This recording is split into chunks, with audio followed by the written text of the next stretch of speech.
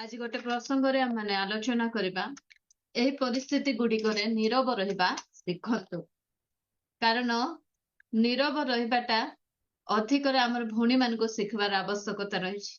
ଘରେ ଯଦି ବହୁତ କଥା କିଏ ହୁଅନ୍ତି, ଆମ ଭଉଣୀ ମାନଙ୍କର କଥା ହିଁ ବହୁତ ଥାଏ। ଭାଇ ମାନେ ବହୁତ ଅଳ୍ପ କଥା ହୁଅନ୍ତି, କିନ୍ତୁ ଭଉଣୀ ମାନେ ବହୁତ କଥା ହୁଅନ୍ତି। ଭାବନ୍ତୁ, ଏ ଦିନ ମାନଙ୍କରେ ଆମେ ଆମର ମାଙ୍କ ଘରେ ରହୁଛୁ। ଆମେ 9 ଜଣ ଏଠି ରହୁଛୁ, ମାତ୍ର 3 ଜଣ ପୁଅ ପିଲା ଆଉ ବାକି 6 ଜଣ ଝିଅ ମାନେ ଅଛୁ। ମାନେ କଣ ହେଉଥିବ ଭାବନ୍ତୁ। ଆମର ଖାଲି ପଚର ପଚର ଚାଲିଛି। ସେମାନଙ୍କର କଥା ବହୁତ ଅଳ୍ପ। ଉଲ୍ଟା ହେଇଥିଲେ ମଧ୍ୟ ଝିଅ ମାନେ ଏକା ବେଶୀ କଥା କହିଥାନ୍ତେ। ଯଦି 6ଟା ପୁଅ ପିଲା ରହିଥାନ୍ତେ, 6 ଜଣ ପୁଅ ପିଲା ଆଉ 3 ଜଣ ଝିଅ ପିଲା ଥିଲେ ମଧ୍ୟ କଥା ବେଶୀ ଝିଅ ମାନଙ୍କର ଏକା। ଜଣେ ଥିଲେ ମଧ୍ୟ ଅଧିକ କଥା ଆମେ ହିଁ ହେଇଥାଏ। ତେଣୁ ଏ ପରିସ୍ଥିତି ଗୁଡିକରେ ଆମେ ନୀରବ ରହିବା, ଆମେ ଶିଖିବା। ପ୍ରଭୁଙ୍କ ଠାରେ ପ୍ରାର୍ଥନା କରିବା, ପ୍ରଭୁ ସାହାଯ୍ୟ କର। ମୁଁ ଯେ ପ୍ରକାର କିଛି ପରିସ୍ଥିତି ଗୁଡିକକୁ ଆପଣ ମାନଙ୍କ ମଧ୍ୟରେ ରଖିବି, ସେଇ ପରିସ୍ଥିତି ଗୁଡିକରେ ଆମେ ନୀରବ ରହିବା, ଆମେ ଶିଖିବା। ଆମେ ଶିଖିନାଉ, ଅନେକ ଥର ଆମମାନଙ୍କ ଦେଇ ଭୁଲ ହେଇଛି, କିନ୍ତୁ ପ୍ରଭୁ ଆଜି ସାହାଯ୍ୟ କରନ୍ତୁ ଯେ ପ୍ରକାର ଆମ ଜୀବନରେ ଆମେ ସେ ବିଷୟ ଗୁଡିକକୁ ଆମେ ଅଭ୍ୟାସ କରିବା। ବାକ୍ୟରେ ଲେଖାଗଲା, ତୁମେ ନୀରବ ରୁହ, ଆମେ ତୁମ ନିମନ୍ତେ ଯୁଦ୍ଧ କରିବା, କାରଣ ଆମେ ଯୁଦ୍ଧ ବୀର ପରମେଶ୍ୱର। ଆମେ ଅନେକ ସମୟରେ ଭାବୁ ଯେ ଆମେ ବଡ ପାର୍ଟି କରିଦେଲେ, ଆମେ କିଛି କହିଦେଲେ ଆମେ ଜିତି ଯାଉଛୁ ବୋଲି। ଏ ଜଗତର ଲୋକ କହନ୍ତି ଜୋର ଯାର ମୂଲ କଥା। ମାତ୍ର ବାଇବଲ ଆମମାନଙ୍କୁ ଶିଖାଏ ଯେ ଯେଉଁମାନେ ସହ୍ୟ କରନ୍ତି ସେମାନେ ଧନ୍ୟ। ଆମକୁ ସହିବାର ଅଛି, ଆମକୁ ନୀରବ ରହିବାର ଅଛି। ତାହେଲେ ନୀରବତା, ପ୍ରଭୁ ଯୀଶୁ ଖ୍ରୀଷ୍ଟ ମଧ୍ୟ ସେ କୃଷିୟ ଯାତ୍ରା ଯୋଉ ସମୟରେ କରୁଛନ୍ତି, କୃଷିୟ ଦଣ୍ଡ ଯୋଉ ସମୟରେ ସେ ତାଙ୍କ ଉପରକୁ ଦିଆଯାଉଛି, ସେ ସମୟରେ ମଧ୍ୟ ସେ ନୀରବୀ ମେଷ ତୁଲ୍ୟ ବୋଲି କୁହାଯାଉଛି। ସେ ନୀରବରେ ସମସ୍ତ ସହ୍ୟ କରିଥିଲେ। ପ୍ରିୟ ଭଉଣୀ ମାନେ, ଆମମାନଙ୍କର ଆଦର୍ଶ ମଧ୍ୟ ସେ ପ୍ରଭୁ ଯୀଶୁ ଖ୍ରୀଷ୍ଟ। ସେ ଯେ ପ୍ରକାର ନୀରବତାର ସହିତ ପରିସ୍ଥିତି ଗୁଡିକର ସାମ୍ନା କରୁଥିଲେ, ଆଜି ଆମମାନେ ମଧ୍ୟ ନିଜ ନିଜକୁ ଏ ପରିସ୍ଥିତି ଗୁଡିକରେ ଆମେ ନୀରବ ରହିବା। କେଉଁ ପରିସ୍ଥିତିରେ ଆମେ ନୀରବ ରହିବା? ଯୋଉ ସମୟରେ ଆମେ ରାଗି ଯାଇଥାଉ, ସେ ସମୟରେ ଆମେ ନୀରବ ରହିବାର ଆବଶ୍ୟକତା ରହିଛି। ହିତୋପଦେଶ 14:17 ଗୋଟେ କଥା ଲେଖାଯାଉଛି, ପଢନ୍ତୁ।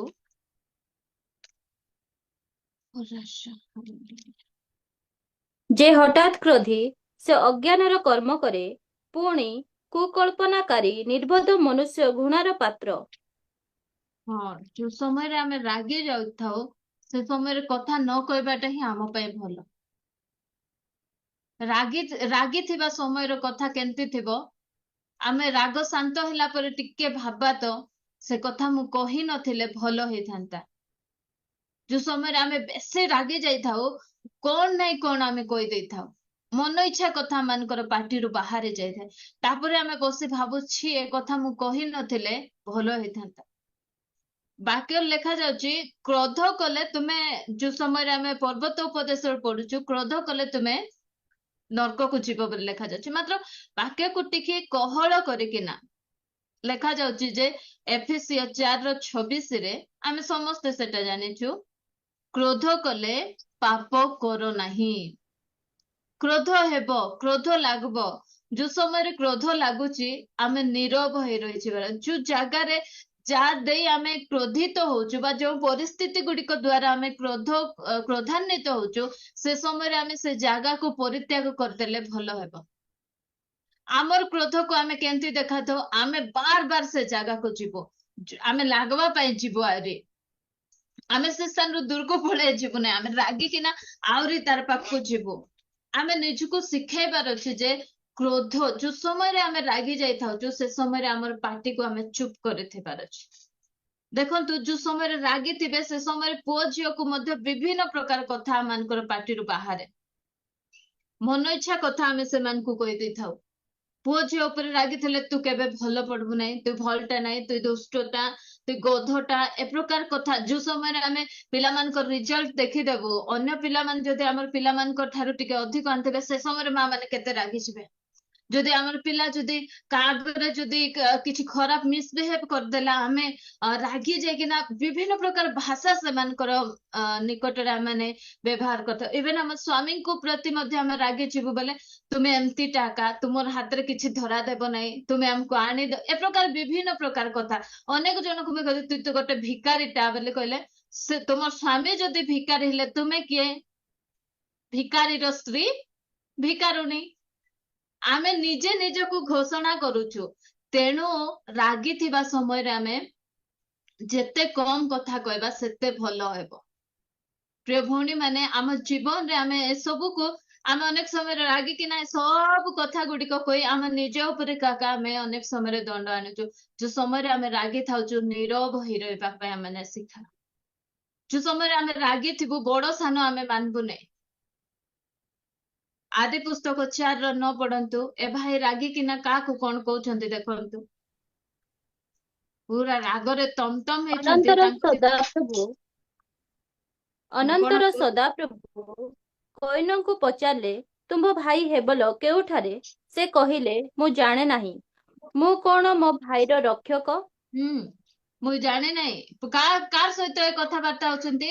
ପରମେଶ୍ୱରଙ୍କ ସହିତ। ପରମେଶ୍ୱର ଆସି ତୁ ରାଗିଛୁ ବୋଲି ପରମେଶ୍ୱର ଆସି ତାର ସହିତ କଥାବାର୍ତ୍ତା ହଉଛନ୍ତି। ସେ ସମୟରେ ସେ କଣ କରୁଛି? ମୁଁ କଣ ମୋର ଭାଇର ରକ୍ଷକ? କାହାର ସହିତ କଥାବାର୍ତ୍ତା ହଉଛି ଆମେ ଜାଣିପାରିବା ନାହିଁ। ରାଗି ଯାଇଥିଲେ ମୁଇଁ କହନ୍ତି ନାଇଁ କି ଅନେକ ଜଣ, ମୁଇଁ ଯଦି ରାଗି ଗଲି ବୋଲେ କହିବେ ସେ ଇନ୍ଦ୍ରଚନ୍ଦ୍ରକୁ ମାନବି ନାହିଁ। ସେ ଇନ୍ଦ୍ରଚନ୍ଦ୍ର କିଏ କି? ମୁଁ ସେମାନଙ୍କୁ ବି ମାନବି ନାହିଁ। ମୁଇଁ ରାଗିଲେ ବୋଲେ ରାଗିଥିବା ସମୟରେ ଆମେ କଥା ନ କହିବାଟା ହିଁ ଆମ ପ୍ରତି ଭଲ।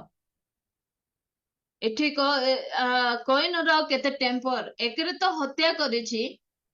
ହତ୍ୟା କଲା ପରେ ପରମେଶ୍ୱର ତାଙ୍କୁ ପଚାରୁଛନ୍ତି ତମ ଭାଇ ହେବଲ କାହିଁ? ସେ କହିବ ମୁଁ କଣ ମୋର ଭାଇର ରକ୍ଷକ? ମୁଁ କଣ ତାର ଜଗୁଆଳି? ଆମେ ବି ସେ କହିବି ନା ହେଠି ପକେଟରେ ଧରି ବୁଲୁଥିଲେ ତ କୋଉଠି ପଡିଗଲା। ଏ ପ୍ରକାର କଥା ସେ କଣ କହୁଛନ୍ତି। ପ୍ରିୟ ଭଉଣୀ ମାନେ, ନିଜକୁ ଆମେ ଯୋଉ ସମୟରେ ଆମେ କ୍ରୋଧ କରିଥାଉଛୁ ସେ ସମୟରେ ଆମେ ନୀରବ ରହିବାଟା ସେ ଯଦି ହଉନାହିଁ ଘରେ ପଳେଇ ଆସନ୍ତୁ ଆରାମସେ, କବାଟ ବନ୍ଦ କରିଦେଇକିନା ପାଣି ପିଇ ନିଜର କ୍ରୋଧକୁ ଶାନ୍ତ କରନ୍ତୁ। କାରଣ ନୀରବ ରହିବା। ଯୋଉ ସମୟରେ ଆମେ ରାଗିଥିବା ସମୟରେ ଯୋଉ କଥା ଆମେ କହିବୁ ନାହିଁ ସେ କଥା ଏକା ସବୁଠାରୁ ଭଲ କଥା, ଆଉ ଯୋଉ କଥା କହିଥିବୁ ସେଟା ସବୁଠାରୁ ଖରାପ କଥା। ତେଣୁ ମୁଁ କହିବାକୁ ଚାହେଁ ଯୋଉ ସମୟରେ ଆମେ ରାଗି ଥାଉ ସେ ସମୟରେ ଆମମାନଙ୍କର ମୁଖକୁ ଆମେ ବନ୍ଦ କରୁ। କାରଣ ବାକ୍ୟରେ ଲେଖାଗଲା କ୍ରୋଧ କଲେ ତୁମେ ପାପ କର ନାହିଁ। କ୍ରୋଧ ଆସୁଛି ଆମେ ସାଙ୍ଗେ ସାଙ୍ଗେ ପରିତ୍ୟାଗ କରିବା। ଆଉ ସେ ସମୟରେ ଆମେ ଯେତେ ଆମେ କଥା ନ କହିଲେ ହିଁ ଭଲ ହେବ। ଆଉ ଗୋଟେ ବିଷୟ, ଯୋଉ ସମୟରେ ଆମର ସମ୍ମୁଖରେ ଥିବା ଲୋକ ରାଗିଥିବ ସେ ସମୟରେ ମଧ୍ୟ ଆମେ ନୀରବ ରହିଲେ ଭଲ ହେବ। ଉପଦେଶକ 7:9। କ୍ରୋଧ କରିବା ପାଇଁ ଆପଣ ଆତ୍ମାରେ ଚଞ୍ଚଳ ହୁଅ ନାହିଁ, କାରଣ ମୂର୍ଖମାନଙ୍କ ହୃଦୟରେ କ୍ରୋଧ ଅବସ୍ଥାନ କରେ। ହଁ, ଯୋଉ ସମୟରେ ଲୋକ ରାଗି ଯାଇଥିବେ ସେ ଆହୁରି ନିଜ ଆୟତ୍ତରେ ନଥିବ। ସେ ଗୋଟେ ମୂର୍ଖ ଲୋକ ପରି ହେଇଯାଇଥିବ। ଯାହା ନାହିଁ ତାହା ସେ କରି ବସିବ। ତେଣୁ ରାଗିଥିବା ଲୋକ ସହିତ ମଧ୍ୟ ବେଶୀ କଥାବାର୍ତ୍ତା ନହେଲେ ଆମ ପାଇଁ ଭଲ। ବାକ୍ୟରେ ଲେଖାଯାଉଛି 22 ହିତୋପଦେଶ 22:24, ରାଗଶୀଳ ଲୋକ ସହିତ ତୁମେ ଗମନ କର ନାହିଁ। ପଢନ୍ତୁ ସେ ପଦ ମଧ୍ୟ। ରାଗଶୀଳ ଲୋକ ସଙ୍ଗରେ ମିତ୍ରତା କର ନାହିଁ, ପୁଣି କ୍ରୋଧୀ ଲୋକ ସହିତ ଗମନ କର ନାହିଁ। 25। କଲେ ତୁମ୍ଭେ ଅବା ତାହାର ବାଟ ଶିକ୍ଷା କରି ଆପଣା ପ୍ରାଣ ପାଇଁ ଫାନ୍ଦ ପ୍ରସ୍ତୁତ କରିବ। ହଁ, ରାଗିଥିବା ଲୋକ ସହିତ ମଧ୍ୟ ଆମେ କଥାବାର୍ତ୍ତା ନ ହେବାଟା ଆମ ପ୍ରତି ଭଲ। ଆମେ ଯୋଉ ସମୟରେ ରାଗଶୀଳ ଲୋକମାନଙ୍କ ସହିତ ଆମେ କଥା ହବୁ, ରାଗିଥିବା ଲୋକ ସହିତ କଥା ହବୁ, ବିଭିନ୍ନ ପ୍ରକାର ପରିସ୍ଥିତି ଗୁଡିକ କଣ ହେଇଯିବ, ବିଗିଡି ଯିବ। ଆମର କଥାବାର୍ତ୍ତା ହୁଏତ ତାର ରାଗ କୁଆରେ ସେ କଣ ନିଆଁରେ ଘିଅ ଢାଳିଲା ପରି ହେଇପାରିବ। ତେଣୁ ଯୋଉ ସମୟରେ ରାଗିକି ନା କିଛି କହିଦଉଛନ୍ତି, ଲେଖାଗଲା ବାକ୍ୟରେ 15:1, କୋମଳ ଉତ୍ତର କ୍ରୋଧକୁ ଦମନ କରେ। ଯଦି ଆମର ଉତ୍ତର ଯଦି କୋମଳ ହେଲା ନାହିଁ, କଟୁ ବାକ୍ୟ ହେଲା ବୋଲି କହିଲେ ତାର ରାଗକୁ ଆହୁରି ଅଧିକ ବଢେଇ ଦେବ। ତେଣୁ ଆମେ ଅନ୍ୟମାନଙ୍କର ରାଗକୁ ଆମେ ଶାନ୍ତ କରିବା ଲୋକ ହେବା। ଯୋଉ ସମୟରେ ଲୋକ ରାଗିକିନା କଥା ହଉଛନ୍ତି, ଯଦି ସ୍ୱାମୀ ରାଗିଛନ୍ତି କି ଶାଶୁ ରାଗିଛନ୍ତି କି ବୋହୂ ରାଗି କିଛି କହୁଛନ୍ତି, ସେ ସମୟରେ ଆମେ ଦି ଜଣ ଯାକ ଯଦି ପାର୍ଟି କରିବା ବେଲେ ଆହୁରି ସେ କଳିଟା ବହୁତ ବଢିଯିବ। ମାତ୍ର ଜଣେ ରାଗିଥିଲେ, ଜଣେ ଯଦି ଆମେ ନୀରବ ରହିବା, ଏବେ ଜଣେ ରାଗିକିନା ଆମକୁ କହୁଥିବେ କେତେ ସମୟ ସେ କହିବେ, ଆମେ ନୀରବ ରହିଲେ। ତେଣୁ ଆମେ ଆମେ ରାଗିଲେ ମଧ୍ୟ ଆମେ କଥା କହିବା ନାହିଁ। ଅନ୍ୟମାନେ ଯଦି ଆମ ସାମ୍ନାରେ ଥିବା ଲୋକ ରାଗିଛନ୍ତି, ତାହେଲେ ମଧ୍ୟ ଆମେ ନୀରବତାକୁ ଆମେ ରକ୍ଷା କରିବା, ଆମେ ନୀରବ ରହିବା, ଯଦ୍ୱାରା ପରିସ୍ଥିତି ଗୁଡିକ ଠିକ ଥିବ। ଆଉ ଗୋଟେ ବିଷୟ ତିତୋସ 3:9, ବାଦାନୁବାଦ କରିବା ସମୟରେ ନୀରବ ରହିବା। ଆମକୁ ଆର୍ଗୁମେଣ୍ଟ କରିବାକୁ ବହୁତ ଭଲ ଲାଗେ। ସେ କହିଲା ମୁଇଁ ମିଶା ଶୁଣେଇଲି, ମୁଁ କଣ ଜାଣି ନାହିଁ। ଇଭେନ ବାଇବଲ ବିଷୟରେ ମଧ୍ୟ ଆମେ ବାଦାନୁବାଦ କରୁ, କିଛି ବିଷୟକୁ ନେଇ ଆମେ ବାଦାନୁବାଦ କରିଥାଉ। କିଏ ଯଦି କିଛି କହିଲା ବେଲେ ଆମ ଭିତରେ ଆର୍ଗୁମେଣ୍ଟ ବହୁତ ଚାଲିଥାଏ। ଏ ଆର୍ଗୁମେଣ୍ଟ ଗୁଡିକରୁ ମଧ୍ୟ ଆମମାନଙ୍କୁ ରଖିବା ମାନେ ଆର୍ଗୁମେଣ୍ଟ ସମୟରେ ମଧ୍ୟ ଆମେ ଯଦି ନୀରବ ରହୁଛୁ ବହୁତ ଭଲ ହେବ। ପଢନ୍ତୁ ତିତୋସ 3:9। କିନ୍ତୁ ବିତଣ୍ଡା ବାଦାନୁବାଦ, ବଂଶାବଳୀ ବିରୋଧ ଓ ବ୍ୟବସ୍ଥା ବିଷୟକ ବାକ୍ଯୁଦ୍ଧରୁ ଅନ୍ତର ହୁଅ, କାରଣ ସେହିସବୁ କ୍ଷତିଜନକ ଓ ଅସାର। ବାଦାନୁବାଦ ଆମେ ଆର୍ଗୁମେଣ୍ଟ କରି କାହାକୁ ମଧ୍ୟ ଜିତି ପାରବାନି। ଡିବେଟ ଚାଲୁଛି, ଭଲ କଥା। ବିଭିନ୍ନ ପ୍ରକାର ଡିବେଟ ଗୁଡିକ ଚଲାଉଛନ୍ତି, ଆମେ ସୋସିଆଲ ମିଡିଆ ଗୁଡିକରେ ଦେଖୁଛୁ। ଏ ଦିନ ମାନଙ୍କରେ ବହୁତ ଡିବେଟ ଗୁଡିକ ସେମାନେ କରୁଛନ୍ତି, କରନ୍ତୁ, କିନ୍ତୁ ଆମେ କେବେ ମଧ୍ୟ ସେ ବାଦାନୁବାଦ ଭିତରେ ଆମେ ପଶିବା ନାହିଁ। ବାଦାନୁବାଦ କଣ କରେ, ଆମମାନଙ୍କ ମଧ୍ୟରେ ବିରୋଧ ଜନ୍ମାଏ। ସେ 2 ତିମୋଥୀ 2:23 ଲେଖାଗଲା, ପଢନ୍ତୁ। ବିରୋଧ ଜନ୍ମାଏ ବୋଲି ସେ ସ୍ଥାନରେ ଲେଖାଯାଇଛି। ନିର୍ବୋଧ ଓ ବିତଣ୍ଡା ବାଦାନୁବାଦ ଯେ ବିରୋଧ ଜନ୍ମାଏ, ଏହା ଜାଣି ସେହିସବୁ ଅଗ୍ରାହ୍ୟ କର। ଆମକୁ ଅଗ୍ରାହ୍ୟ କରିବାର ଅଛି। ଯୋଉ ସମୟରେ ବାଦାନୁବାଦ ଚାଲୁଛି, କିଛି ବିଷୟରେ କିଏ ଆର୍ଗୁମେଣ୍ଟ କରୁଛନ୍ତି, ଆମେ ସେଟାକୁ ସ୍କିପ୍ କରି କଥାକୁ ବୁଲେଇବା। ଯଦି ହେଉନାହିଁ, ସେ ସ୍ଥାନରୁ ଆମେ ପଳେଇ ଆଇବାଟା ଭଲ। ଆର୍ଗୁମେଣ୍ଟ ଗୁଡିକରେ ଆମେ ପଶିବା ନାହିଁ। ଅନେକ ସମୟରେ ଆମେ ଲୋକମାନଙ୍କୁ ବୁଝେଇବା ପାଇଁ ଯାଇଥାଉ, ବିଭିନ୍ନ ପ୍ରକାର ଆର୍ଗୁମେଣ୍ଟ ଲୋକମାନେ କରନ୍ତି। ତମେ ଚର୍ଚ୍ଚ କାହିଁକି ଆସୁନ, ଚର୍ଚ୍ଚ ଆସ କହିଲେ ସେମାନେ କହିବେ ଚର୍ଚ୍ଚ ଆଇବା ଲୋକ ଯେମିତି, ନ ଆଇବା ଲୋକ ସେମିତି ବୋଲି କହିବେ। ସେ ସମୟରେ ସେମାନଙ୍କୁ ବେଶୀ ଆର୍ଗୁମେଣ୍ଟ କଲେ ମଧ୍ୟ ଭଲ। ସେମାନଙ୍କ ନିମନ୍ତେ ପ୍ରାର୍ଥନା କରନ୍ତୁ। ମୁଁ ଜଣକୁ କହିଲେ ଚର୍ଚ୍ଚ ଆସ, ବାଇବଲ ପଢ, ପ୍ରାର୍ଥନା କର। ତୁମେ ବାଇବଲ ପଢୁଛ, ପ୍ରାର୍ଥନା କରୁଛ ବୋଲେ ତୁମେ ପାପ କରୁନନି କି ବୋଲି ମତେ ପଚାରିଲେ। ଆମେ ପାପ କରୁଛୁ। ଆମେ ବେଶୀ ପାପ କରୁଛୁ ବୋଲି ଆମେ ବାର ବାର ଚର୍ଚ୍ଚକୁ ଯାଉଛୁ, ଯେମିତି କି ଆମେ ପାପରୁ ରକ୍ଷା ପାଇପାରିବା ବୋଲି। ତମେ ଧାର୍ମିକ ତ ସେଥିପାଇଁ ଯାଇପାରୁନ। ମାତ୍ର ଆମେ ଏସବୁ ଅନନେସେସରୀ ବାଦାନୁବାଦ ଆମେ କାହା ସହିତ କରିବା କଥା ନାହିଁ। ବାଦାନୁବାଦ କଣ କରେ, କେବଳ ବିରୋଧ ଜନ୍ମାଏ।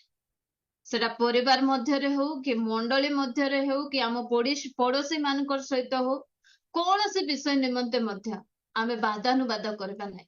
ଯଦି ବାଦାନୁବାଦ ସମୟରେ କଥାଟା ଇଆଡେ ସିଆଡେ ଯାଉଛି, ସେ ସମୟରେ ଆମେ ନୀରବ ରହିବା, ଯଦ୍ୱାରା କି ଆମ ଭିତରେ ସେ ବିରୋଧଟା ଆଉ ଜନ୍ମିବ ନାହିଁ। ଅନେକ ସମୟରେ ଆମେ ବେଶୀ କଥା କହିଦେବୁ ବୋଲି ଆମେ ଜ୍ଞାନୀ ପରି ହେଇଯିବୁ ବୋଲି ଭାବୁ, ମାତ୍ର ବେଶୀ କଥା କହିବା ଲୋକ ଜ୍ଞାନୀ ନାହିଁ। ପଢନ୍ତୁ ହିତୋପଦେଶ 17:28। ଅଜ୍ଞାନ ହିଁ ତୁନି ହେଲେ ଜ୍ଞାନବାନ ଗଣିତ ହୁଏ, ପୁଣି ସେ ଆପଣା ଅଷ୍ଟ ବନ୍ଦ କଲେ ବୁଦ୍ଧିମାନ ଗଣିତ ହୁଏ। ଆମେ ଭାବୁ ବେଶୀ ବଡ ବଡ ହେଲେ ଲୋକମାନେ ମତେ ଜ୍ଞାନୀ ବୋଲି କହିବେ, ମାତ୍ର ଅଜ୍ଞାନ ଲୋକ ମଧ୍ୟ ନୀରବ ରହିବ, ତାହେଲେ ସେ ଜ୍ଞାନୀ ବୋଲି ଗଣିତ ହେବ। ଯେବେ ସେ ପଚର କରୁଥିବ, ତାର ଭିତରେ କିଛି ଏକା ନଥିବ। ମାତ୍ର ଜ୍ଞାନୀ ମାନେ ଦେଖିବେ ମଞ୍ଜି କଥା କହିବେ, ଗୋଟେ ପଦ କି 2 ପଦ କଥା କହିବେ, ତାଙ୍କର ସେ କଥାରେ କିଛି ଦମ ଥିବ, କିଛି ମୂଲ୍ୟ ମାନେ କିଛି ବିଷୟ ଶିଖିବାଟା ଥିବ। ମାତ୍ର ଯେମାନେ ବକ ବେଶୀ ହଉଥିବେ, ତାଙ୍କର କଥାବାର୍ତ୍ତା ବେଶୀ କଥାବାର୍ତ୍ତା ହେଲେ ବହୁ ବାକ୍ୟରେ ଅଧର୍ମର ଅଭାବ ନଥାଏ। ଆମେ ବେଶୀ କଥା କହିବା ମାନେ ନ ହେବା କଥା ଗୁଡିକ ମଧ୍ୟ ଆମମାନଙ୍କର ପାଟିରୁ ବାହାରି ପଡୁ। ଆଉ ଅନେକ ସମୟରେ ଆମେ ମୂର୍ଖ ବୋଲି ମଧ୍ୟ ଗଣିତ ହେବ। ଆକୁ କିଛି ଜଣା ନାହିଁ ସିନା, ଖାଲି ଯୋଉଠି ହେଲେ ମିଶା ବକର ହଉଛି। ମାତ୍ର ଜ୍ଞାନୀ କିଏ, ଯୋଉମାନେ ମାନେ ମୂର୍ଖ ମାନେ ମଧ୍ୟ କେଉଁ ସମୟରେ ଜ୍ଞାନୀ ବୋଲି ଗଣିତ ହେବେ ଯୋଉ ସମୟରେ ସେମାନେ ନୀରବ ହେଇ ରହିବେ। କୋଉ ବିଷୟରେ କିଛି ଆଲୋଚନା ଚାଲିଛି ତା ଉପରେ ଆମର କିଛି କମ୍ପ୍ଲିଟ ନଲେଜ ନାହିଁ, ସେ ସ୍ଥାନରେ ଆମକୁ କଥା କହିବାର କିଛି ଆବଶ୍ୟକତା ନାହିଁ। ସେ କୁହନ୍ତି ନାଇଁ କି ଅଳ୍ପ ବିଦ୍ୟା ଭୟଙ୍କର ଗଲା ପରେ ଆମ ଭିତରେ ସେଟା କେବେ ନ ହଉ। ଆମେ କାହାର ଉପରେ କିଛି ନଲେଜ ଗେନ୍ କରିନାହୁଁ ତାହେଲେ ସେ ବିଷୟରେ ଆମେ କିଛି କଥାବାର୍ତ୍ତା ମଧ୍ୟ ହେବାର ଆବଶ୍ୟକ ନାହିଁ। ଆମେ ଜାଣିନାହୁଁ, ଆମେ ନୀରବ ରହିବା। ନୀରବ ରହିବା ଦ୍ଵାରା ଆମେ ଜ୍ଞାନୀ ବୋଲି ଗଣିତ ହେବା। ବେଶୀ କଥା କହିବା ଲୋକ ଯେ ଜ୍ଞାନୀ ତାହା ନୁହେଁ। ନୀରବତା ଆମେ ଶିଖିବାର ଅଛି ଯେକୌଣସି ସମୟରେ। ଯୁକ୍ତି ତର୍କ ନାହିଁ, ବାଦାନୁବାଦ ନାହିଁ। ଆମେ ଯାହା ଉପରେ ଆମମାନଙ୍କ ମଧ୍ୟରେ କିଛି ଜ୍ଞାନ ନାହିଁ ସେ ସମୟରେ ଆମମାନେ ନୀରବତାକୁ ଆମେ ରକ୍ଷା କରିବା। ଆଇବ 13:5 ଆଇବ କଣ କହୁଛନ୍ତି ପଢନ୍ତୁ। ତୁମ୍ଭେମାନେ ଯେବେ ସମ୍ପୂର୍ଣ୍ଣ ନୀରବ ହୋଇ ରହନ୍ତ, ତାହା ତୁମମାନଙ୍କର ଜ୍ଞାନ ସୂଚକ ହୁଅନ୍ତା। ହଁ, ସେ କହୁଛନ୍ତି ତୁମମାନେ ଯଦି ନୀରବ ହେଇ ରହିଥାନ୍ତ ତାହେଲେ ତୁମମାନେ, ତାଙ୍କର ମିତ୍ର ମାନେ କହୁଛନ୍ତି, ତମମାନଙ୍କର ପ୍ରତି ଜ୍ଞାନ ସୂଚକ ହେଇଥାନ୍ତା। ସେମାନେ ଆସି ଆଇବଙ୍କର ଦୁଃଖ ସମୟରେ ଆସିକିନା ଆଇବଙ୍କୁ କଣ କରୁଛନ୍ତି, ବିଭିନ୍ନ ପ୍ରକାର ଭାଷଣ ସେମାନେ ମାନେ କହୁଛନ୍ତି, ବିଭିନ୍ନ ପ୍ରକାର ତୁମେ ଏମିତି ହେଇଥିବା, ଆଇବ ତୁମ ଜୀବନରେ ପାପ ଥିବାରୁ ପରମେଶ୍ୱର ତୁମକୁ ଦଣ୍ଡ ଦେଇଛନ୍ତି, ଏ ପ୍ରକାର ବିଭିନ୍ନ ପ୍ରକାର କଥା କହି ଆଇବଙ୍କ ସହିତ ସେମାନେ କଥା ହଉଛନ୍ତି। ସେ ସମୟରେ ଆଇବ କହୁଛନ୍ତି ଯେବେ ତୁମ୍ଭେ ସମ୍ପୂର୍ଣ୍ଣ ନୀରବ ହୋଇ ରହନ୍ତ ତାହା ତୁମ୍ଭମାନଙ୍କର ଜ୍ଞାନ ସୂଚକ ହୁଅନ୍ତା। ଆମେ ମଧ୍ୟ ବିଭିନ୍ନ ସମୟରେ ଯୋଉ ଜାଗାରେ ଗଲେ ମଧ୍ୟ ଆମମାନଙ୍କର ପାଟିକୁ ଆମେ ବଡ କରି ମେଲା କରିବା ଦ୍ଵାରା ଅନେକ ସମୟରେ ଆମମାନେ ଅଜ୍ଞାନୀ ବୋଲି ମଧ୍ୟ ଗଣିତ ହେଇଥାଉ। ତେଣୁ ହିତୋପଦେଶ 13:3 ଲେଖାଗଲା, ମୁଁ ମୋର ମୁଖ ଆଗରେ ପ୍ରହରୀକୁ ନିଯୁକ୍ତ କରିବି। ଏ ମୁଖ ଆଗରେ କଣ ରଖିବାର ଅଛି, ଗୋଟେ ଗାର୍ଡ କୁ ଆମେ ରଖିବାର ଅଛି।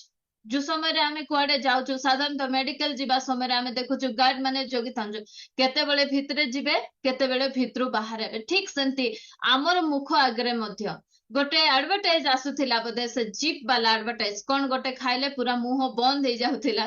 ସେମିତି ଆମର ମୁଖକୁ ମଧ୍ୟ ସେ ଜିପ୍ ଲଗାଇଥିବାର ଅଛି, ଚେନ୍ ଗୋଟେ ଲଗାଇଥିବାର ଅଛି। ଯେତେବେଳେ ଇଚ୍ଛା ସେତେବେଳେ ଆମେ ଖୋଲିବା, ଯେତେବେଳେ ଦରକାର ନାହିଁ ସେ ସମୟରେ ଆମେ, ଇଚ୍ଛା କଥା ନାହିଁ, ଯେତେବେଳେ ଦରକାର ସେ ସମୟରେ ଆମର ମୁଖକୁ ଆମେ ଖୋଲିବା, ଆଉ ଯେତେବେଳେ ଦରକାର ନାହିଁ ସେ ସମୟରେ ଆମର ମୁଖକୁ ଆମେ ବନ୍ଦ ରଖିବା। ଆମେ ନୀରବ ରହିବାଟା ଶିଖିବା। ମୁଁ ଆପଣମାନଙ୍କୁ କହୁଥିଲି ଯୋଉ ସମୟରେ ଆମେ ରାଗିଛୁ ସେ ସମୟରେ ଆମ ମୁଖକୁ ନୀରବ ରଖିବା। ଯୋଉ ସମୟରେ ଆମ ସମ୍ମୁଖରେ ଥିବା ବ୍ୟକ୍ତି ରାଗିଛନ୍ତି ସେ ସମୟରେ ଆମେ ନୀରବ ରହିବା। ଆଉ ଯୋଉ ସ୍ଥାନରେ ବେଶୀ ବିଭିନ୍ନ ପ୍ରକାର ବାଦାନୁବାଦ ହଉଛି ସେ ସମୟରେ ନୀରବ ରହିବା, କାରଣ ବାଦାନୁବାଦ କଣ କରେ, ବିରୋଧ ଜନ୍ମାଏ।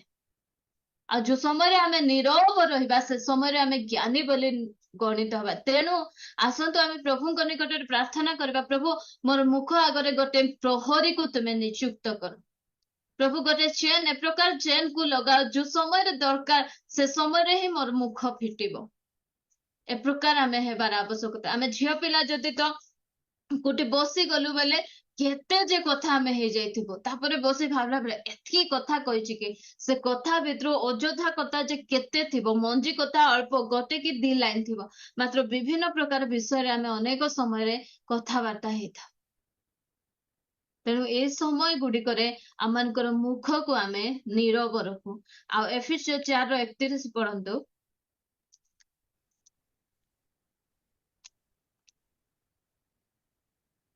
ଯୋଉଟା କି ଆମ ସମସ୍ତଙ୍କୁ ବହୁତ ସମସ୍ତ ପସନ୍ଦ। ସମସ୍ତ ପ୍ରକାର ପଢନ୍ତୁ। କଟୁଭାବ, ରାଗ, କ୍ରୋଧ, କଳହ, ଅନିନ୍ଦା, ପୁଣି ସମସ୍ତ ପ୍ରକାର ହିଂସା ତୁମମାନଙ୍କ ଠାରୁ ଦୂର ହେଉ। ହଁ, ସେଠି ଗୋଟେ ପଦ ଆସୁଛି ନିନ୍ଦା। ଯୋଉ ସମୟରେ ଅନ୍ୟର ନିନ୍ଦା କରାଯାଉଛି ସେ ସମୟରେ ଆମେ ନୀରବ ରହିବା। ଯଦି କୋଉ ଜାଗାରେ ଅନ୍ୟ କାହା ବିଷୟରେ କୁହାଯାଉଛି ସେ ସମୟରେ ଆମେ ନୀରବ ରହିବା। ମୁଁ କହେ ପରନିନ୍ଦା ବା ପରଚର୍ଚ୍ଚା ଏ ପ୍ରକାର ଗୋଟେ ବିଷୟଟେ, ଯେତେ ସବୁ ପାପ ଆମେ କରୁ ଆମ ନିଜ ପାଇଁ ଆମେ କରିଥାଉ। ପରନିନ୍ଦା ଆମେ ଅନ୍ୟ ପାଇଁ କରି ଆମେ ତା ନିମନ୍ତେ ଆମେ ତାର ବୁରାଇ ଆମେ ଅନ୍ୟମାନଙ୍କର ଆଗରେ ଆମେ କହି ବୁଲିଥାଉ। ଏବେ ମୁଁ ଯଦି ମିଛ କହିଲି ମୋ ନିଜ ପାଇଁ କଲି, କି ଚୋରି କଲି ମୋ ନିଜ ପାଇଁ କଲି, ମୋ ନିଜର କ୍ଷତି ହେବ। ମାତ୍ର ଯୋଉ ସମୟରେ ଆମେ ପର ନିନ୍ଦା କରୁଛୁ ସେ ସମୟରେ କାର କ୍ଷତି ଆମେ କରୁଛୁ? ଯୋଉ ବ୍ୟକ୍ତିର ଆମେ କରୁଛୁ ନିନ୍ଦା ତାର ଆମେ କ୍ଷତି କରୁଛୁ। ତେଣୁ ଆମେ ଯୋଉ ସମୟରେ ଆମ ଭିତରେ ଯଦି ନିନ୍ଦା କୋଉଠି ପରଚର୍ଚ୍ଚା ହଉଛି ସେ ସ୍ଥାନରେ ଆମେ ନୀରବ ରହିବା, ହେବ କହିଲେ ସେ ସ୍ଥାନ ଛାଡି ଆମେ ପଳେଇଲେ ଆମ ପାଇଁ ଭଲ ହେବ। ହିତ ଉପଦେଶ ଲେଖାଗଲା 12:18 ପଢନ୍ତୁ। କାହାର କାହାର ବାଚାଳତା ଖଡ୍ଗ ଘାତକ, ପରି ମାତ୍ର ଜ୍ଞାନୀର ଜିଭା ସ୍ୱାସ୍ଥ୍ୟଜନକ। ଯୋଉ ସମୟରେ ବଚସା କରାଯାଏ, ଅନ୍ୟ ବିରୁଦ୍ଧରେ କଥାବାର୍ତ୍ତା ହୁଏ, ସେଟା କାହା ସହିତ ତୁଳନା କରାଯାଉଛି? ଖଡ୍ଗାଘାତ ବା ହତ୍ୟା ସହିତ ତୁଳନା କରାଯାଉଛି। ଆମେ ଯଦି କାହାର ବଚସା କରୁଛୁ, କାହା ବିରୁଦ୍ଧରେ କଥାବାର୍ତ୍ତା ହଉଛୁ, ସେ କଥାବାର୍ତ୍ତା ଗୁଡିକକୁ ସେଟା କାହାର କାହାର ବାଚଳ ମାନେ କଣ? ଖଡ୍ଗାଘାତ ତୁଲ୍ୟ। ମାନେ କାହା ସହିତ ମଧ୍ୟ ଆମେ କାହା ବିରୁଦ୍ଧରେ ମଧ୍ୟ ଆମେ କେବେ କାହା ସହିତ କଥାବାର୍ତ୍ତା ହେବା ନାହିଁ। ସେ ସମୟରେ ଆମେ ଦେଖନ୍ତୁ, ପ୍ରାକ୍ଟିସ କରନ୍ତୁ। ଏ ପାଟି ଏମିତି ଲାଗୁଥିବ କ କ କ କ ପରି ଲାଗିବ। କାହା ସହିତ କଥା ହେଲେ ମଧ୍ୟ ଆଜି କେମିତି ଆମେ ଗସିପ କରିନାହୁଁ ଏମିତି ଲାଗିବ। ମାତ୍ର କିଛି ଦିନ ପରେ ସେଟା ଅଭ୍ୟାସ ହେଇଯିବ।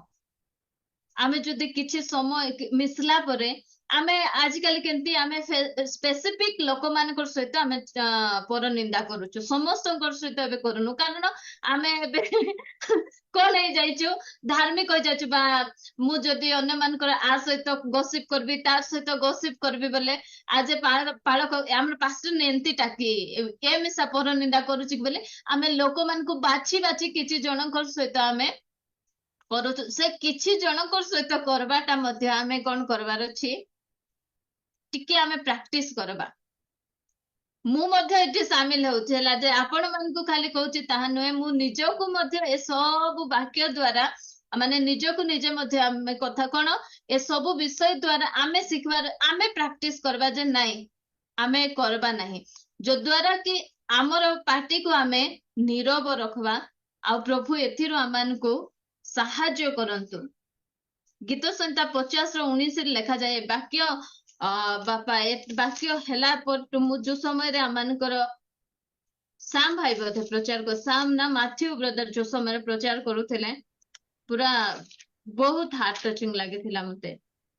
50:19 ତୁମ୍ଭେ କାହିଁକି ପଢନ୍ତୁ। ତୁମ୍ଭେ ମନ୍ଦ ବିଷୟରେ ଆପଣା ମୁଖ ବଢାଉଅଛ ଓ ତୁମ୍ଭର ଜିଭା ପ୍ରବଚନ କଳ୍ପନା କରେ।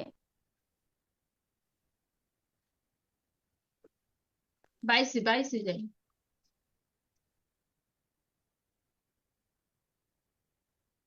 ତୁମ୍ଭେ ଆପଣା ଭାଇ ବିରୁଦ୍ଧରେ ବସି କଥା କହୁଅଛ, ତୁମ୍ଭେ ଆପଣା ମାତୃପୁତ୍ରର ନିନ୍ଦା କରୁଅଛ, ତୁମ୍ଭେ ଏହି ସବୁ କରି ଆସିଅଛ, ଆମ୍ଭେ ନୀରବ ହୋଇ ରହିଅଛୁ। ତହିଁରେ ଆମ୍ଭେ ସର୍ବତ ଭାବେ ତୁମ୍ଭ ପରି ବୋଲି ତୁମ୍ଭେ ଅନୁମାନ କରିଅଛ, ମାତ୍ର ଆମ୍ଭେ ତୁମ୍ଭକୁ ଅନୁଯୋଗ କରିବା ଓ ତାହା ସବୁ ତୁମ୍ଭ ସାକ୍ଷାତରେ ସଜାଇ ରଖିବା। ହେ ପରମେଶ୍ୱରଙ୍କୁ ପାସରିବା ଲୋକମାନେ, ତୁମ୍ଭେମାନେ ଏହା ବିବେଚନା କର, ନହେଲେ ଆମ୍ଭେ ତୁମ୍ଭକୁ ବିଦୀର୍ଣ୍ଣ କରିବା, ପୁଣି ଉଦ୍ଧାର କରିବାକୁ କେହି ନଥିବ। ଦେଖନ୍ତୁ, ମାନେ ପରଚର୍ଚ୍ଚା କରିବାଟା, ଭାଇର ନିନ୍ଦା କରିବାଟା, ଭଉଣୀର ନିନ୍ଦା କରିବାଟା କେତେ ଗୁରୁତ୍ୱର ପାପ। ଏ ଯାକ କହୁଛନ୍ତି ଯୋଉମାନେ ପରମେଶ୍ୱରଙ୍କୁ ପାଶରି ଥିବା ଲୋକ ହିଁ ସେମାନେ ନିନ୍ଦା କରୁ। ଆମେ କଣ ନିନ୍ଦା କରି ପରମେଶ୍ୱରଙ୍କୁ ପାଶରି ଯାଇଛୁ କି? ଆମେ କହୁଛୁ କି ପ୍ରଭୁ ତୁମେ ନାହିଁ ବୋଲି ଆମେ କହୁଛୁ କି? ହେଲା, ତୁମେ ଆପଣ ଭାଇ ବିରୁଦ୍ଧରେ ବସି କଥା କହୁଛ, ତୁମେ ଆପଣ ମାତୃପୁତ୍ରର ନିନ୍ଦା କରୁଛ, ତୁମେ ଏହି ସବୁ କରି ଆସିଅଛ, ଆମେ ନୀରବ ହୋଇଅଛୁ। ପରମେଶ୍ୱର ନୀରବ ହୋଇ ସବୁ ଦେଖୁଛନ୍ତି। ତହିଁରେ ଆମ୍ଭେ ସର୍ବତ ଭାବେ ତୁମ୍ଭ ପରି ବୋଲି ତୁମେ ଅନୁମାନ କରିଅଛ, ମାତ୍ର ଆମ୍ଭେ ତୁମକୁ ଅନୁଯୋଗ କରିବା, ତାହା ସବୁ ତୁମ ସାକ୍ଷାତରେ ସଜାଇ ରଖିବା। ପରମେଶ୍ୱର ଏମିତି ଗୋଟେ ସମୟ ଆଇବ, ଆମକୁ ଅନେକ ଥର ଅନୁଯୋଗ କରୁଛନ୍ତି, ଏଇଟା ଠିକ ନାହିଁ ରେ ମା, ଏଇଟା ଠିକ ନାହିଁ, ତୁ କର ନା ବୋଲି ସେ ଅନୁଯୋଗ କରିଛନ୍ତି। ଆଉ ତାହା ତୁମ୍ଭ ସାକ୍ଷାତରେ ସଜାଇ ରଖିବା, ସେ ସବୁ ଆମମାନଙ୍କୁ ଦେଖାଇଛନ୍ତି। ଆମମାନେ କଣ କଣ କରିଛୁ, କାହା ବିରୁଦ୍ଧରେ କଥା ହେଇଛୁ। ହେ ପରମେଶ୍ୱରଙ୍କୁ ପାଶରିବା ଲୋକମାନେ, ତୁମ୍ଭେ ମାନେ ଏହା ବିବେଚନା କର। ଏବେ କଣ ତୁମେ ପରମେଶ୍ୱରଙ୍କୁ ପାଶରି ଯାଇଛ ବୋଲି ଅନ୍ୟମାନଙ୍କର ନିନ୍ଦା କରୁଛ, ଏବେ ବସି ବିବେଚନା କର। ଏବେ ସମୟ ଅଛି, ଆଜି ସୁଧୁରି ଯାଅ। ଆଜି ପରମେଶ୍ୱର ପୁନର୍ବାର ଆମମାନଙ୍କୁ ସେ ସବୁ ମନେ ପକାଇ ଦଉଛନ୍ତି। ଆଜି ପୁନର୍ବାର ସେ ଆମମାନଙ୍କୁ ଅନୁଯୋଗ କରୁଛନ୍ତି। ଆଜି ସମୟ ଅଛି ତୁମମାନେ ସୁଧୁରି ଯାଅ, ନହେଲେ ଆମ୍ଭେ ତୁମକୁ ବିଦୀର୍ଣ୍ଣ କରିବା, ପୁଣି ଉଦ୍ଧାର କରିବାକୁ କେହି ନଥିବେ। ଯଦି ଏଥିରୁ ଆମେ ବାହାରୁନୁ, ଏଥିରୁ ଆମେ ସୁଧୁରି ଯାଉନୁ, ତାହେଲେ ଆମମାନଙ୍କ ପାଇଁ ଉଦ୍ଧାର କରିବା ପାଇଁ ଆଉ କେହି ନଥିବେ। ପ୍ରିୟମାନେ, ଏ ବାକ୍ୟ ଗୁଡିକକୁ ଆମମାନଙ୍କର ଜୀବନରେ ଆମେ ରଖୁ, ଆଉ ପ୍ରଭୁଙ୍କୁ କହିବା ଏସବୁ ଟାଣ କଥା ଯାକ ଯଦି ଆମମାନଙ୍କର ଭିତରେ ଆଇବ ନାହିଁ, ତାହେଲେ ଆମେ ଏଥିରୁ ବାହାରି ପାରିବା ନାହିଁ। ସେଥିପାଇଁ ପରମେଶ୍ୱର ଆଜି ଆମମାନଙ୍କର ସହିତ କଥା ହଉଛନ୍ତି, ତୁମେ ଅନ୍ୟର ନିନ୍ଦା କରିବା ସମୟରେ ତୁମେ ନୀରବ ରୁହ। ଆମ ପ୍ରଭୁ ଯୀଶୁ ଖ୍ରୀଷ୍ଟ ଆମେ ଯେମିତି ସେ ଚାହାନ୍ତି ଯେ ଆମେ ନୀରବ ରହିବା, ଆମେ ଅନ୍ୟର କେବେ ମଧ୍ୟ ଆମେ ନିନ୍ଦା କରିବା ନାହିଁ, ଅନ୍ୟ ବିରୁଦ୍ଧରେ ଆମେ କେବେ ମଧ୍ୟ କଥାବାର୍ତ୍ତା ହେବା ନାହିଁ। ହିତୋପଦେଶରେ ଆହୁରି ଗୋଟେ କଥା ଲେଖାଗଲା ଯେ ପରଚର୍ଚ୍ଚା କରିବାଟା, ଅନ୍ୟର ନିନ୍ଦା କରିବାଟା ସେଟା କେମିତି ଅମୃତ ପରି, କାନେ କାନେ କଥା କହିବାଟା ଅମୃତ ତୁଲ୍ୟ, ତାହା ହୃଦୟର ଅନ୍ତରାଳୟକୁ ଚାଲିଯାଏ। ବହୁତ ମଜା ଲାଗେ ଅନ୍ୟମାନଙ୍କ ବିରୁଦ୍ଧରେ କଥାବାର୍ତ୍ତା ହେବାଟା, ଅନ୍ୟମାନଙ୍କର ଗସିପ କରିବାଟା ଆମମାନଙ୍କୁ ବହୁତ ଭଲ ଲାଗେ। ମାତ୍ର ଏ ସ୍ଥାନରେ ବାକ୍ୟ ଲେଖା ଯାଉଛି, ସେଟା ବହୁତ ଭଲ ଲାଗୁଛି ତମମାନଙ୍କୁ। ଯୋଉ ସମୟରେ ଅନ୍ୟମାନଙ୍କର ବିଷୟରେ କଥା ହେଲେ ତୁମର କାନକୁ ହାଇ ହାଇ ଲାଗୁଛି, ଆହୁରି ଟିକେ କହିଥାନ୍ତା କି, ଆହୁରି ଟିକେ କହିଥାନ୍ତା କି ବୋଲା ପରି ଲାଗୁଛି। ମାତ୍ର ଯୋଉ ସମୟରେ ଆମେ ଗୀତ ସଂହିତାକୁ ପଢୁଛୁ, ସେ ସମୟରେ ଆମେ ଦେଖୁଛୁ ଯେ ତୁମେ ଯଦି ସେଠିରୁ ବାହାରୁନ, ସେଠିରୁ ତୁମେ ଉଦ୍ଧାର ହଉନ ବେଲେ ଆହୁରି ତୁମକୁ କିଏ ଉଦ୍ଧାର କରିବା ପାଇଁ କିଏ ନଥିବେ। ପରମେଶ୍ୱର କଣ କରିବେ, ଆମମାନଙ୍କୁ ବିଦୀର୍ଣ୍ଣ କରିବେ, ଆଉ ଉଦ୍ଧାର କରିବା ପାଇଁ ଆମମାନଙ୍କ ମଧ୍ୟରେ କେହି ନଥିବେ। ତେଣୁ ସେଇ ଯେତେ ମଜା ଲାଗିଲେ ମଧ୍ୟ, ଅନେକ ଗୁଡିଏ ପାପ ଆମମାନଙ୍କୁ କରିବାକୁ ବହୁତ ମଜା ଲାଗେ, ବହୁତ ଆମେ ଏନ୍ଜୟ କରିକିନା ଆମେ କରିଥାଉ।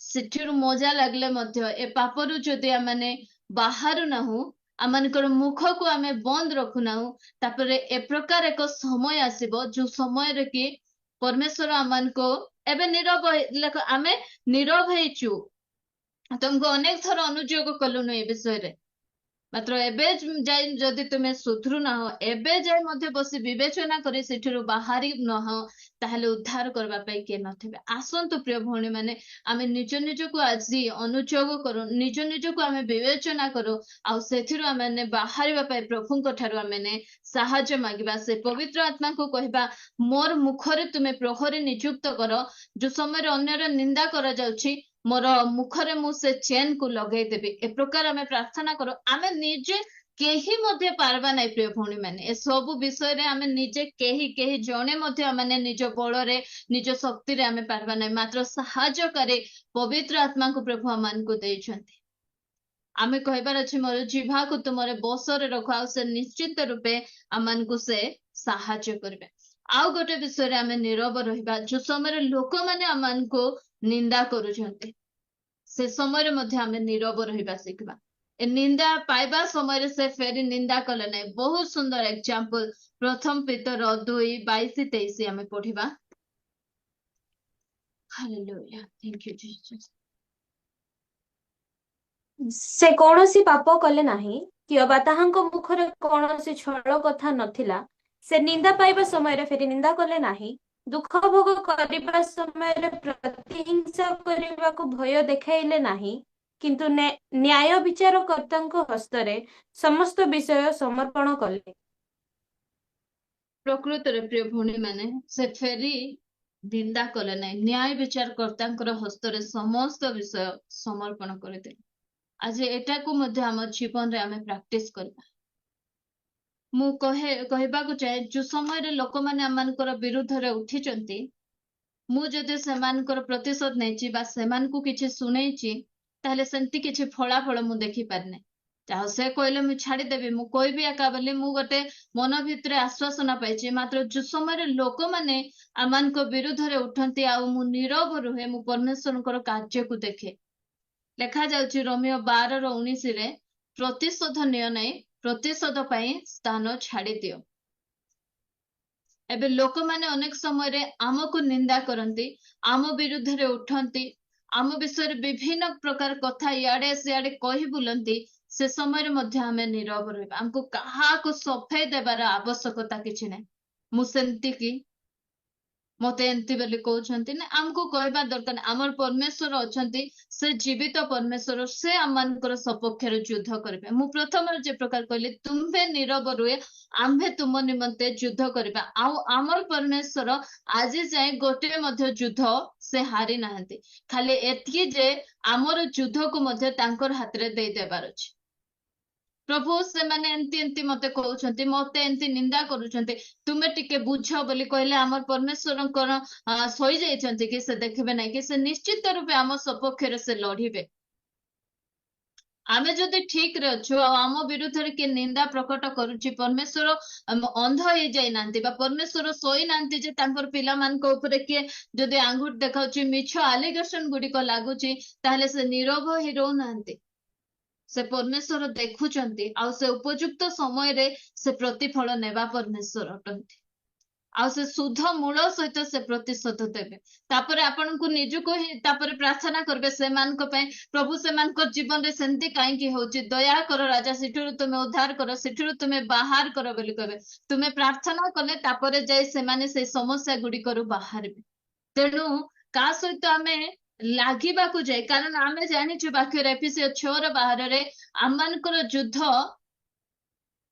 कोन रक्त मांस विरुद्ध रे नाही मद्य विरुद्ध रे नाही आमर युद्ध पढ़ंतु କାରଣ ଆମମାନଙ୍କ ଯୁଦ୍ଧ ମତ ବିରୁଦ୍ଧରେ ନୁହେଁ କିନ୍ତୁ ଆଧିପତ୍ୟ ବିରୁଦ୍ଧରେ କର୍ତ୍ତାପଣ ବିରୁଦ୍ଧରେ ଏହି ଅନ୍ଧକାରର ଜଗତପତି ମାନଙ୍କ ବିରୁଦ୍ଧରେ ପୁଣି ଆକାଶ ମଣ୍ଡଳର ଦୁଷ୍ଟ ଆତ୍ମା ମାନଙ୍କ ବିରୁଦ୍ଧରେ। आज अनेक समय आमे रक्त मांस सहित लड़ी लड़ी आमनकर पावर को ए प्रकार करि देछु जे जो समय शैतान विरुद्ध रे युद्ध करबा खबो से समय आमे हाले जाई पाछु। आम पाखरे आरो बळ रहू नाही। जो समय लोक माने आमनको निंदा करूछंती से लोक हमर निंदा करना तार भितरे गोटे मंद आत्मा पसी से कोन करूची ताकू से सब कराउची। आमे तार सहित लड़बा नाही तार पछरे रही कार्य करुथिबा से मंद आत्मा सहित आमनको लड़बार अछि। ए दिन मानकरे मु शिखुची आउ से मंद आत्मा गुडिक सहित मु फाइट करूची। आमे फाइट करबार अछि मंद आत्मा मानकर सहित हमको हमर सहित जे लागुची तार सहित आमे लागबार नाही। आम विरुद्ध रे जे जाउची ता विरुद्ध रे आमे जीवा कथा नाही मात्र ताकू जे कराउची जो मंद आत्मा को द्वारा से परिचालित हे आम विरुद्ध रे उठुची तार सहित आमनको फाइट करबार अछि प्रिय भौणी। तेणु आमे शिखिबा जे आमे काहा सहित मध्य आमाने जो समय लोक माने आमानकर सहित आमानको निंदा करूछंती आमानको अपमानित करूछंती आम सहित लागुचंती से समय आमे न लागे आमे नीरव रहिबा शिखबार अछि। आम प्रभु जीशु ख्रीष्ट मध्य से निंदा पाइबा समय से किछि भूल करिथिले कि से किछि मध्य भूल करनांती मात्र दुनियार सबुठारु अपमान जनित मृत्यु तांको दिया जाउछि। से समय से नीरव रहउचंती। आमे अनेक समय मु आ केते सहिबे तुमको क्रूसरे तो चढ़ाई दे नांती ना से माने यीशु ख्रीष्ट को तो क्रूसरे नहीं टांगी देले।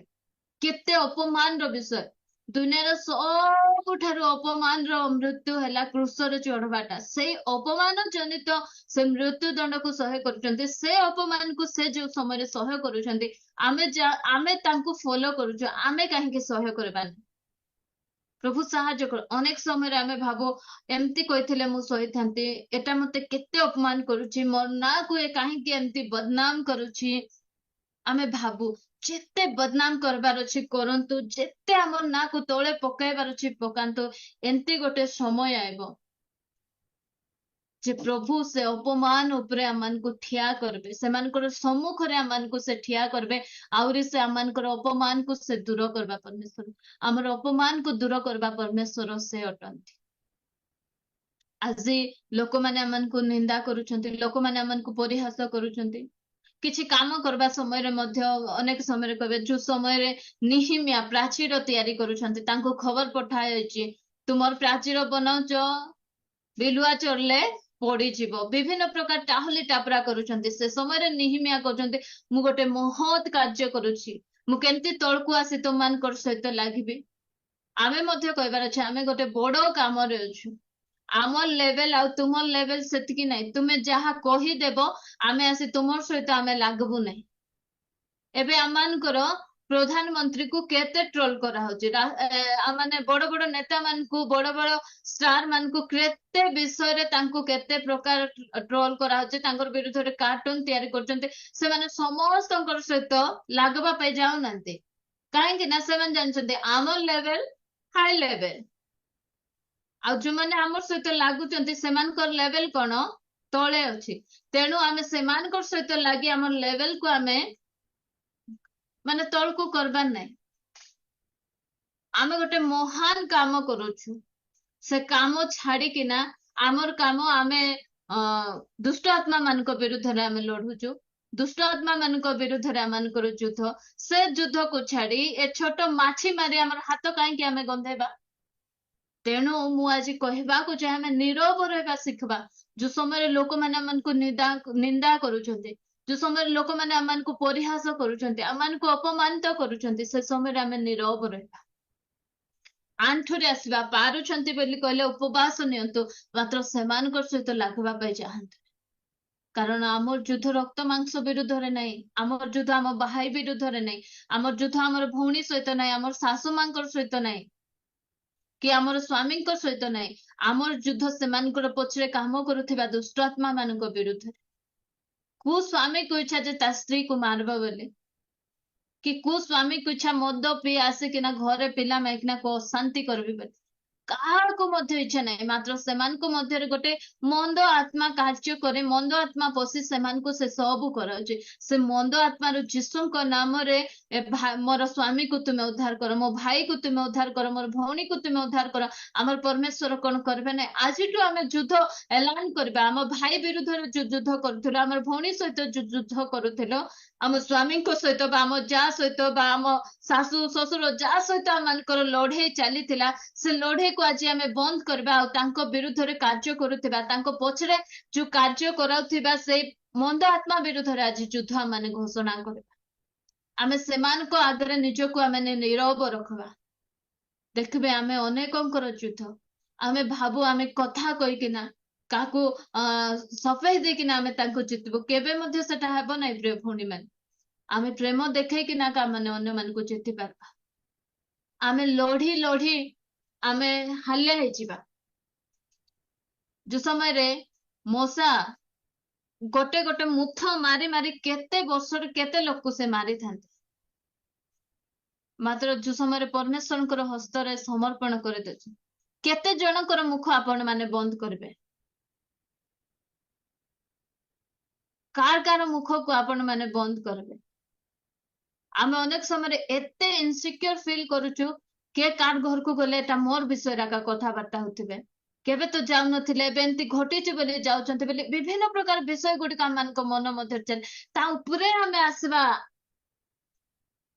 के निजो तो टेंशन थिबो से माने कार घर को गले कुटी चा पीले पानी पीले से सब चिंता मान कर भितरे पसे आमे अनेक समय बहुत व्यतिव्यस्त हो जाय था मात्र जो समय रे मोसा परमेश्वर हस्त निज को समर्पण करुछंती एकाथर को फारर सैन्य को अरे फार को परमेश्वर बुड़े किना मारी दउछंती आसंतु प्रिय भौणी माने आमानकर अस्त्र नीरवता हो मु आउ गोटे वाक्य प्रचार करथिले आपण मानकर मन रे थिबो नीरवतार शक्ति बे प्रकृत रे आमे बेसी कथा कहले जे आमे जीती जीवु ताहा नाही कथा कहि जानी छी बोली जीती जाउची बोली अनेक समय कहते मात्र से सेतिकी रे आकाशे रही जीव मात्र आमे जो समय नीरव होई सही जीवा प्रभु आमानकर सहित अछंती से आमानकर युद्ध वीर परमेश्वर आमर सहित से युद्ध करंती आ प्रार्थना करबा प्रभु मोर मुख आगरे मुझे प्रकार प्रहरी नियुक्त करबे ए परिस्थिति गुडी करे मु नीरव रहिबाटा शिखिबे तुमे मते दया रे सहायता कर आ निश्चिंत रूपे हमर परमेश्वर से सहायता कर से केबे आमाने जदि तांको निकट को छिबा आ सहायता मागवा से केबे मध्ये आमान को खाली हाथ रे पठाइबेन प्रभु मु पारु नै ए क्षेत्र गुडी करे अनेक थर मोर दे भूल हेछि किंतु आज तुमे वाक्य दे कथा कहछ मते नीरव रहिबा तुमे सिखाओ प्रभु अल्प वाक्य दे हम समस्त को आशीर्वाद करो।